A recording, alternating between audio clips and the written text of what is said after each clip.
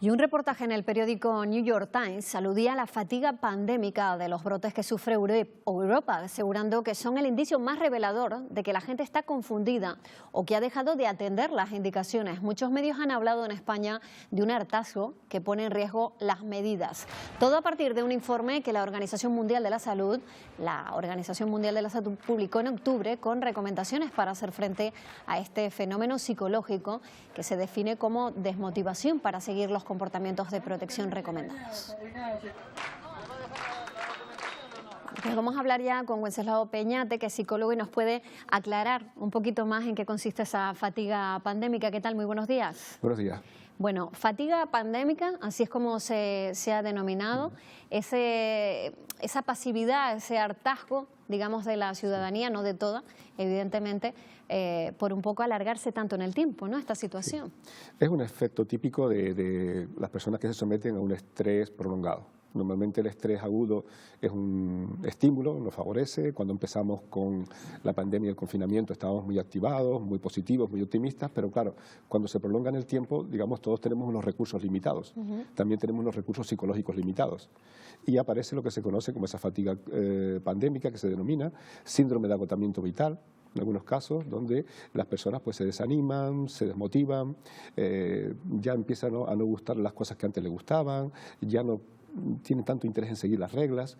Es un fenómeno pasajero, pero es un fenómeno observado en otras situaciones de estrés, pero se va a producir y se está produciendo. Bueno, quizá esa es la clave. Usted ha dicho, es un fenómeno pasajero, o sea, que podemos estar tranquilos porque eso se supera, ¿no? Sí, es como cualquier otro cansancio, cualquier otra fatiga, pues seguramente en la medida en que nos tomemos, entre comillas, un pequeño descanso psicológico, que ordenemos mejor las cosas, que sepamos que tampoco ahora es tan caótico, ni era tan optimista al principio, ni es tan caótico ahora, ni tan pesimista, que de alguna manera nuestra mente se aclare un poco más, nuestras distorsiones cognitivas se vayan despejando y seguramente haremos un seguimiento de las reglas muy parecido al principio en poco tiempo.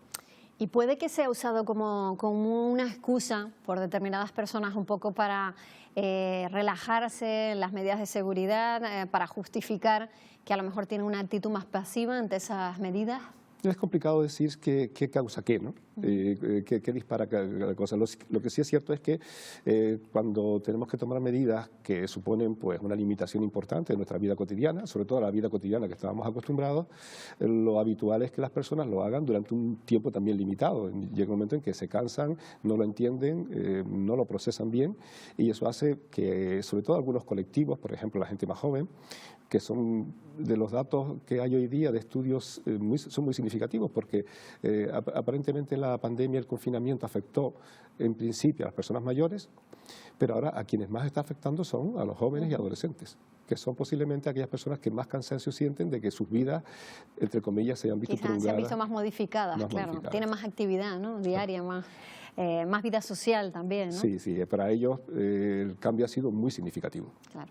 Y la Organización Mundial de la Salud alerta sobre que esto podía pasar, ¿no?, tras todos los meses que sufrimos de confinamiento. Incluso hizo alguna recomendación a determinados países de cómo debían actuar, pero parece que lo hemos dejado aparcado, que hemos dejado esa asignatura pendiente y ahora vienen las consecuencias, claro. Sí, creo que, bueno, que fue una alerta muy prudente, pero bueno, los estados están a lo que están y en esta segunda ola, pues evidentemente las personas pues seguramente no han tomado todas las precauciones que se tomó en la primera ocasión, se han relajado algunas costumbres y eso hace que esa falta de motivación, de ganas, esa fatiga, ¿no?, haga que las personas pues sigan las normas con mayor dificultad. Es verdad que en la medida en que nos sensibilicemos de nuevo, y esto es importante para todos, ¿no?, pero también para las autoridades sanitarias, ¿no?, el que nos sigan remotivando, nos sigan informando, nos sigan sensibilizando con respecto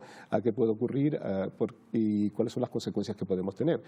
Al mismo tiempo, dar un mensaje positivo a las personas, es decir, esto no se hace en balde, es decir, este esfuerzo que se está haciendo ahora, que se tiene que volver a hacer, que se está haciendo, se hace con una finalidad de que esto acabe pronto y tiene un horizonte pues bastante optimista por lo que se ve.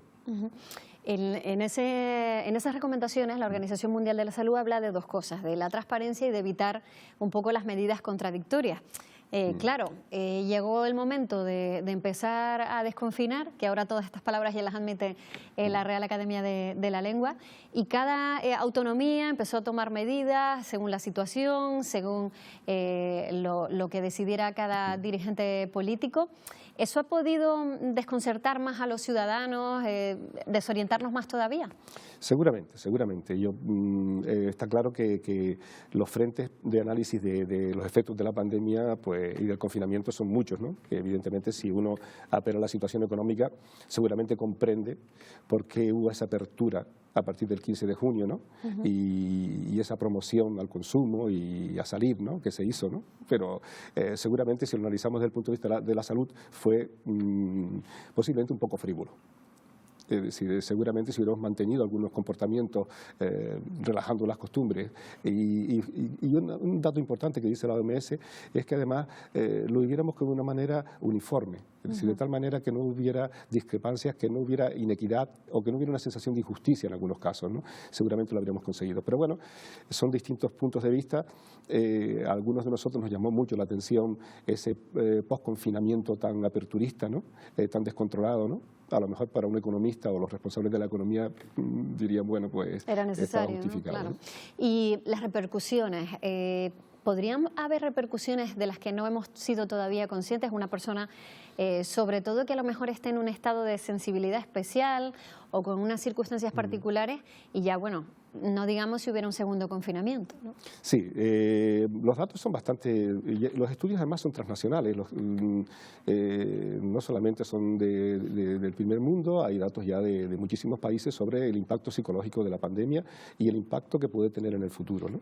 Porque el impacto de la pandemia en realidad está alrededor de la posibilidad de ser contagiado por algo, por un virus que nos puede causar estragos, que podamos contagiar a familiares y que podamos sufrir por ello o incluso que algún familiar pueda morir, ¿no?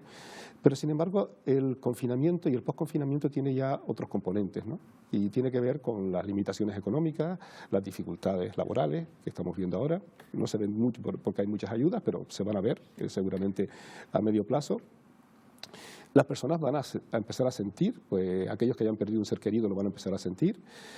Algunas personas verán que sus oportunidades siguen siendo muy limitadas con el paso del tiempo y bueno, a lo que hoy día sabemos que hay pues entre un 30 y un 40% de la población afectada en su estado de ánimo, en su ansiedad, pues aparecerán problemas como pueden ser pues posiblemente duelos patológicos, estrés postraumático, como consecuencia de la vivencia de esta pandemia y del confinamiento. Y una última cosa. Quizá por esa relajación, por un poco poder salir a la calle, poder hacer lo que hacemos habitualmente, hemos normalizado esas cifras diarias de muertos cuando no nos tocan de cerca, las hemos normalizado hasta tal punto que decimos, bueno, no va a pasar nada, a mí no me va a pasar nada. Sí, a veces valoramos la capacidad adaptativa de nuestro cerebro como algo positivo, ¿no? Pero también a veces se adapta a situaciones un poco anómalas como esta. Yo creo que los medios de comunicación hacen muy bien llamándonos la atención sobre lo importante que son los estragos en la salud de esta pandemia, ¿no? El recordarnos lo importante que es seguir tomando medidas de seguridad, ¿no? Y lo importante que significa pues seguir los consejos de salud, ¿no? Porque evidentemente nos podemos relajar mucho.